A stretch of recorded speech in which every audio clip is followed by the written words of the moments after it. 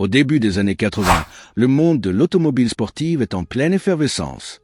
Ferrari domine la scène avec ses modèles iconiques. Porsche brille sur les circuits et Lamborghini fascine avec ses lignes extravagantes.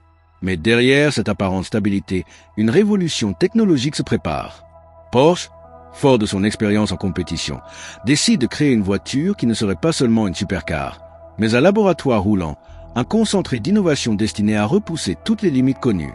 C'est ainsi que naît le projet qui donnera naissance à la Porsche 959, une machine si avancée qu'elle allait forcer Ferrari et les autres constructeurs à revoir leur définition même de la supercar. Le projet débute officiellement en 1981 lorsque Porsche préparait une nouvelle voiture pour le mythique groupe B. Cette catégorie de compétition où la puissance et l'innovation semblaient sans limite. Mais contrairement à d'autres constructeurs qui se concentraient sur des voitures extrêmes taillées uniquement pour la course, Porsche veut aussi une version routière, homologuée et utilisable au quotidien. L'idée est radicale. Concevoir une voiture qui soit à la fois une bête de rallye, une supercar imbattable sur autoroute et une vitrine technologique. Les ingénieurs de Stuttgart, menés par Helmut Bott, se lancent dans un défi qui allait bouleverser l'industrie. Dès les premiers prototypes, la 959 se distingue par ses solutions techniques inédites. Le moteur est un 6 cylindres à plat, héritier direct des 956 et 962 de compétition, avec une double suralimentation séquentielle. Ce système permet de réduire le fameux turbo-lag. Un petit turbo se déclenche à bas régime, avant d'être relayé par un plus grand à haut régime, garantissant une puissance linéaire et une réponse immédiate. Résultat, 450 chevaux à 6500 tours minute, transmis aux 4 roues grâce à une transmission intégrale révolutionnaire. Car l'autre innovation majeure de la 959 est justement cette transmission intégrale entièrement contrôlée par électronique, un système inédit pour une supercar. Porsche la baptise PSK, Porsche-Kupplung, un dispositif capable de répartir en temps réel le couple entre l'avant et l'arrière selon les conditions d'adhérence. C'est une technologie issue du rallye qui allait devenir la base des transmissions intégrales modernes des Audi quattro au Nissan GT-R. Sur route comme sur circuit, cette transmission donne à la 959 une stabilité et une efficacité sans équivalent. Mais les ingénieurs de Porsche ne s'arrêtent pas là. La carrosserie est elle aussi une leçon d'innovation. Un mélange de Kevlar, de Nomex et d'aluminium est utilisé pour réduire le poids, tandis que l'aérodynamique est travaillée en soufflerie pour atteindre un coefficient de traînée extrêmement bas pour l'époque.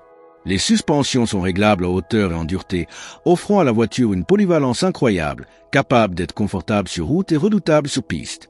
Même l'électronique embarquée, avec un système de gestion moteur sophistiqué, annonce déjà les supercars modernes. Quand la Porsche 959 est dévoilée en 1985 au Salon de Francfort, le public est sous le choc. Les journalistes parlent d'un ovni technologique. Ferrari, Lamborghini et même Jaguar semblent soudain en retard. Aucun constructeur n'a encore osé proposer une telle combinaison d'innovation dans une voiture de route. La 959 promène non seulement des performances exceptionnelles, mais aussi une facilité d'utilisation et une sécurité jusque-là inconnue dans ce segment. La mise en production de la Porsche 959 ne se fait pas sans difficulté. Chaque exemplaire demande des centaines d'heures de travail, les matériaux employés sont coûteux et les technologies embarquées nécessitent des ajustements constants.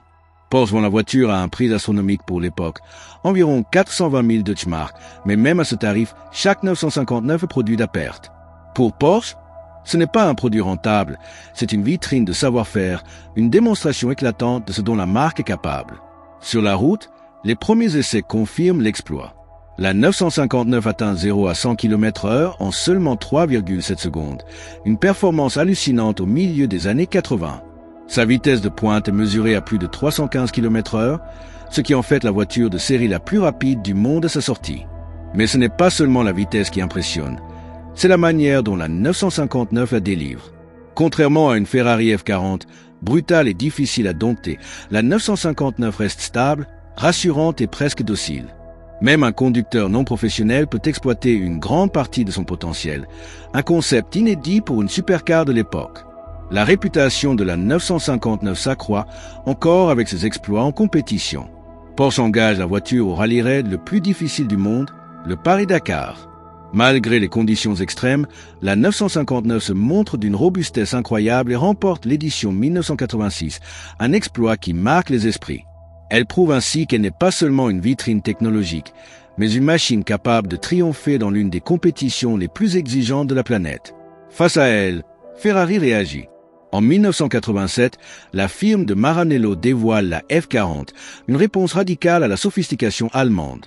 Mais là où la 959 mise sur la technologie et le raffinement, la F40 adopte une philosophie opposée. Légèreté extrême, puissance brute et absence quasi totale d'assistance. Ce duel symbolise deux visions de la supercar, l'une tournée vers l'avenir et la technologie, l'autre fidèle à la passion brute et à l'instinct. Mais l'existence même de la F40 est une preuve que la 959 a poussé Ferrari dans ses retranchements. Sans elle, Ferrari n'aurait peut-être pas osé aller aussi loin. La 959 devient rapidement une légende vivante. Seuls 292 exemplaires de route sont construits, ce qui en fait un modèle rarissime et très recherché. Les clients qui en prennent possession savent qu'ils détiennent un morceau d'histoire. Bill Gates lui-même en acquiert une, mais se retrouve dans l'impossibilité de l'importer légalement aux États-Unis à cause des normes d'homologation. Son combat médiatisé contribue à la notoriété de la 959 et met en lumière le fossé entre la réglementation et l'innovation automobile. Avec le recul, la Porsche 959 apparaît comme une voiture en avance de plusieurs décennies. Ses innovations, transmission intégrale électronique, turbo séquentiel, suspension réglable, aérodynamique optimisée sont aujourd'hui devenues des standards des supercars modernes. Elle a ouvert une voie que d'autres ont ensuite suivie, de la Nissan GT-R à la Bugatti Veyron, en passant par les McLaren hybrides du XXIe siècle. Sur le marché des collectionneurs, la 959 est devenue un mythe. Les rares exemplaires qui changent de main atteignent plusieurs millions de dollars. Son aura repose non seulement sur sa rareté, mais aussi sur son statut de pionnière. Elle est la preuve que l'ingénierie allemande a su redéfinir ce qu'était une supercar et forcer Ferrari à réinventer sa propre philosophie. Là où la F40 reste l'icône de la passion brute, la 959 est l'icône de l'intelligence mécanique. Ensemble, elles symbolisent les deux phases de la supercar moderne. Mais au-delà des comparaisons et des records, la Porsche 959 a marqué l'histoire parce qu'elle a changé la perception même de ce qu'une supercar pouvait être. Elle a montré qu'on pouvait être rapide et sûr, sophistiqué et efficace, brutal et docile à la fois. Elle a montré que la technologie pouvait être au service de la performance sans sacrifier l'expérience du conducteur. Aujourd'hui encore, plus de 30 ans après sa sortie, la 959 fascine autant les passionnés que les ingénieurs. Elle est enseignée dans les écoles de design et d'ingénierie comme un exemple de projet visionnaire. Elle incarne l'idée qu'une voiture peut être une œuvre d'art, non seulement par sa beauté ou sa vitesse, mais par son avance sur son temps. La Porsche 959 n'a pas seulement obligé Ferrari à revoir ses plans, elle a obligé toute l'industrie à admettre qu'une nouvelle ère venait de commencer. Une ère où la supercar n'était plus seulement un objet de désir, mais aussi un concentré de science et de technologie. Une ère dont elle reste encore aujourd'hui l'un des symboles les plus éclatants.